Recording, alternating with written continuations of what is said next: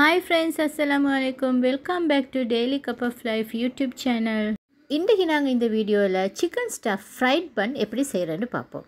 இந்த சேனலை நீங்கள் இதான் ஃபர்ஸ்ட் டைம் பார்க்குறீங்கன்னா டக்குன்னு சப்ஸ்கிரைப் பண்ணிக்கோங்க. வாங்க இந்த சிக்கன் ஸ்டஃப் ஃப்ரைட் பன் நாங்கள் எப்படி செய்கிறேன்னு பார்ப்போம். இந்த வீடியோ பிடிச்சிருந்தா மறக்காமல் வீடியோக்கு ஒரு லைக் பண்ணிவிடுங்க. இன்றைக்கி நான் ½ கப் வார்ம் வாட்டர் ஆட் பண்ணிக்கொள்கிறேன் இந்த பவுலுக்கு.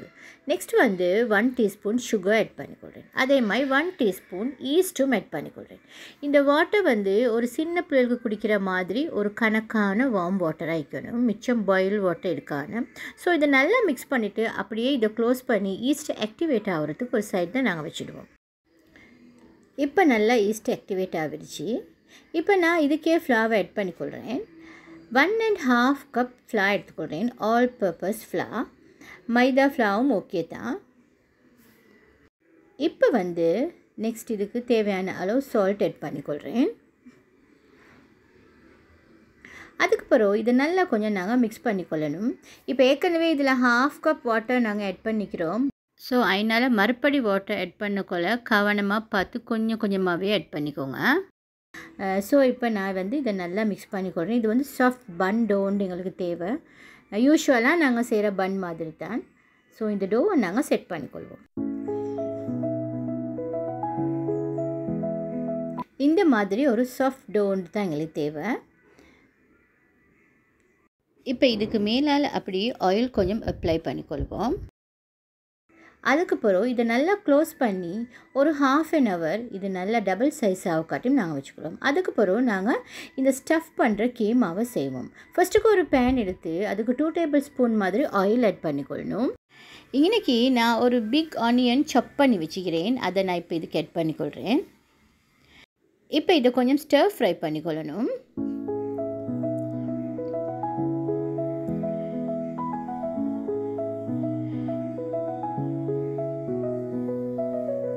இப்போ ஜிஞ்சர் கார்லிக் பேஸ்ட் 1 டீஸ்பூன் நான் இதுக்கு ஆட் பண்ணிக்கொள்கிறேன். சேம் ரேஷியோவில் கிரைண்ட் பண்ண ஜிஞ்சர் கார்லிக் பேஸ்ட் அதையும் இப்போ ஆட் பண்ணி கொஞ்சம் மிக்ஸ் பண்ணிக்கொள்வோம்.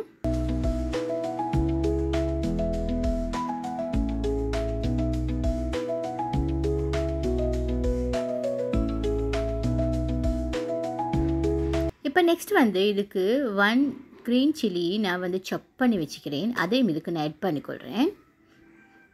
இப்போ இது எல்லாத்தையும் நாங்கள் நல்லா கொஞ்சம் மிக்ஸ் பண்ணி கொஞ்சமாக ஸ்டர் ஃப்ரை பண்ணிக்கொள்ளணும். அதுக்கு பிறகு மீடியம் சைஸ் டொமாட்டோ ஒன்று எடுத்து அதையும் சாப் பண்ணி வச்சுக்கிறேன். அதையும் நான் இதுக்கு ஆட் பண்ணிக்கொள்கிறேன். இப்போ இது எல்லாத்தையுமே நல்லா நாங்கள் மிக்ஸ் பண்ணிக்கொள்வோம்.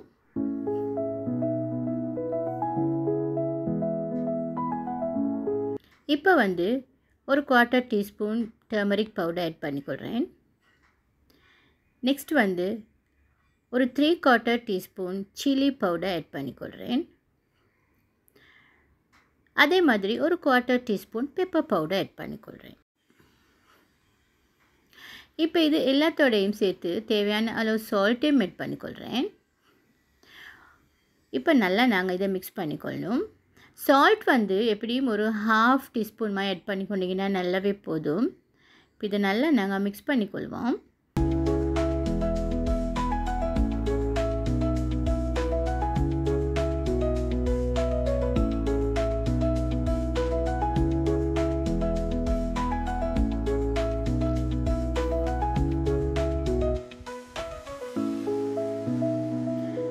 இப்போ இதை நல்லா மிக்ஸ் பண்ணிவிட்டு நான் இங்கே 200 கிராம்ஸ் சிக்கன் எடுத்து அதை நல்லா சாப் பண்ணி எடுத்துக்கிறேன், போன்லெஸ் சிக்கன். இப்போ இதையும் நான் போட்டு நல்லா இதை மிக்ஸ் பண்ணிக்கொள்கிறேன்.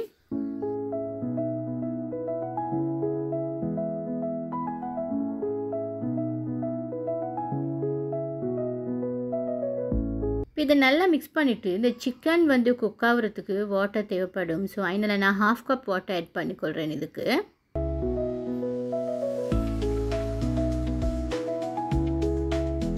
இப்போ திரும்பவும் இதை நல்லா மிக்ஸ் பண்ணி விடணும்.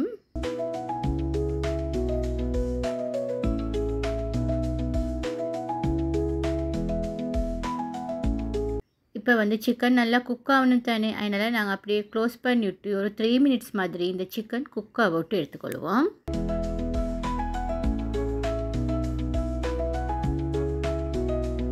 இப்போ நல்லா சிக்கன் குக் ஆகிடுச்சு, கிரேவி இல்லாமல் இருக்குது. இந்த பதம் தான் சரியாக வரும்.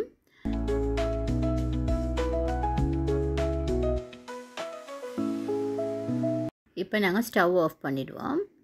இப்போ நெக்ஸ்ட் வந்து நாங்கள் பன் டோவை எடுத்து பார்த்தா பன் டோ வந்து க்ளீனாக டபுள் சைஸ் ஆகிக்குது. நாங்கள் இப்போ ஏர் பபிள்ஸ் அப்படியே விட்டு ஒரு டிஷ்ஷும் போட்டுக்கொள்வோம். இப்போ வந்து இந்த டோ அப்படியே டேபிள் டாப்புக்கு போட்டுக்கொள்வோம்.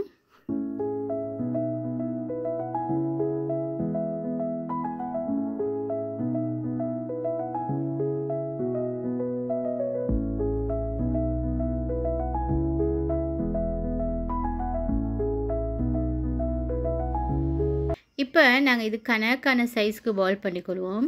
சின்ன சின்ன பாலாக தான் நாங்கள் எடுக்கணும். ரீசன் வந்து நாங்கள் இதை பேக் பண்ணலை, இதை நாங்கள் ஃப்ரை பண்ண போகிறோம். பேக் பண்ணப்போக்குள்ள நார்மலாக ஒரு இந்த சைஸை விட ஒரு ஹாஃப் சைஸாக தான் பிக்காக வரும். ஆனால் நாங்கள் ஃப்ரை பண்ணப்போக்குள்ள டபுள் ட்ரிபிள் சைஸாகவே வரும். அதனால் வந்து நீங்கள் வந்து சின்ன சின்ன பாலாகவே பிடிச்சிக்கோங்க, அதே மாதிரி தின்னாக தட்டிக்கோங்க, அப்போ தான் இது க்ளீனாக வரும். ஸோ நான் இப்போ எனக்கு வந்து இன்றைக்கி 7 பால்ஸ் வந்துக்குது. அதை விட சின்னதை பிடிக்கலன்னு சொல்லி சொன்னாலும் பிரச்சனையே இல்லை, ஏன்டா ஃப்ரை பண்ணக்குள்ள நல்லாவே இது பொங்கி வரும். இப்போ நான் அதில் ஒரு பால் எடுத்து நான் தட்டிக்கொள்கிறேன். கையில் ஒட்டுற மாதிரி இருந்துச்சுன்னு சொன்னால் நீங்கள் கொஞ்சம் ஃப்ளார் டஸ்ட் பண்ணிக்கொள்ளுங்க. டோ வந்து கன்சிஸ்டன்சி சரியாக வந்துச்சுன்னா கையில் ஒட்டிப்படாது. இப்போ இதில் மிடிலுக்கு நான் செஞ்ச கீமாவால் கொஞ்சம் நான் அப்படியே வச்சுக்கொள்கிறேன். சின்ன ஸ்பூன் ஒன்று எடுங்க, டீஸ்பூன். பெரிய ஸ்பூனால் எடுத்து நீங்கள் எல்லா இடமும் கீமா பட்டுச்சுன்னு சொல்லி சொன்னால் அதை ஃபோல்ட் பண்ணிடலாம் பித்துடும். ஸோ சரியாக மிடிலுக்கு தான் நீங்கள் கீமாவையும் வச்சுக்கொள்ளணும். ஸோ நான் அதுக்கு பிறகு இதை கைக்கு எடுத்து அப்படியே ஃபோல்ட் பண்ணிக்கொள்கிறேன். ரவுண்டுக்கும் நல்லாவே ஃபோல்ட் பண்ணிக்கொள்ளணும். ஃபோல்ட் பண்ணி திருப்பி அதை அப்படியே ரவுண்ட் ஆக்கணும். ஸோ இப்போ சரி, பன் ரெடி. இப்போ நான் இதை ஒரு சைடில் வச்சுட்டு மற்ற எல்லா பன்னையுமே அதே மாதிரி நான் கீமாஸ் வச்சு எடுத்துக்கொள்கிறேன்.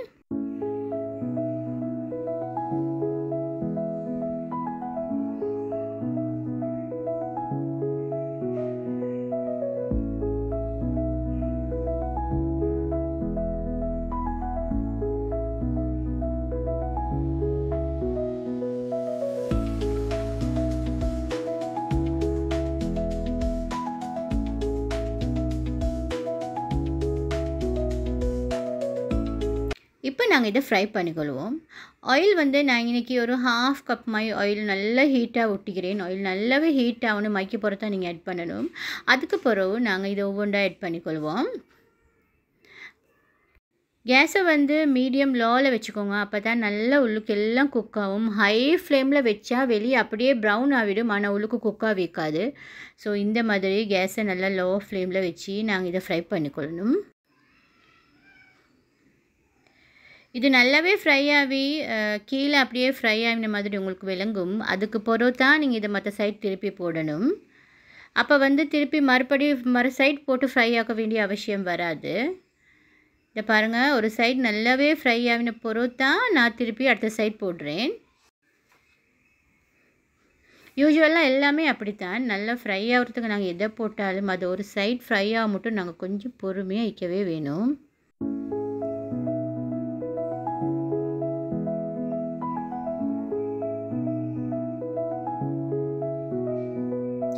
இது நல்லா ஃப்ரை ஆகின பிறகு நான் இதை எடுத்துக்கொள்கிறேன்.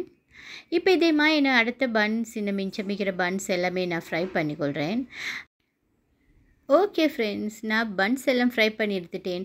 நான் ஒரு பன் கட் பண்ணியும் எடுத்தேன். அப்போ தான் வந்து உங்களுக்கு அந்த உள்ளுக்கெல்லாம் நல்லா குக்காக வைக்கிறது, சிக்கன் எல்லாம் ஸ்டஃப் பண்ணிக்கிறது எல்லாம் உங்களுக்கு விளங்கும்.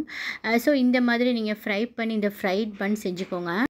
இது வந்து ஒரு ஐடியல் லஞ்ச் பாக்ஸ் ரெசிபியும் கூட. அதே மாதிரி நீங்கள் ட்ரிப் எங்கேயாலும் போகிறீங்கனாலும் இதை செஞ்சு எடுத்துகிட்டு போவேலும். இது வந்து டோவை செட் ஆகிற டைம் மட்டுமே தான், மற்றதுக்கு டைமே போகாது. மேக்ஸிமம் 1 ஹவருக்கு ஃப்ரைட் பன் உங்களுக்கு செஞ்சு கொள்ளும். ஃப்ரெண்ட்ஸ், இந்த வீடியோ பிடிச்சிருந்தால் லைக் பண்ணுங்கள். உங்களோட ஃப்ரெண்ட்ஸோட நீங்கள் மறக்காமல் வாட்ஸ்அப்பில், ஃபேஸ்புக்கில் ஷேர் பண்ணிக்கோங்க.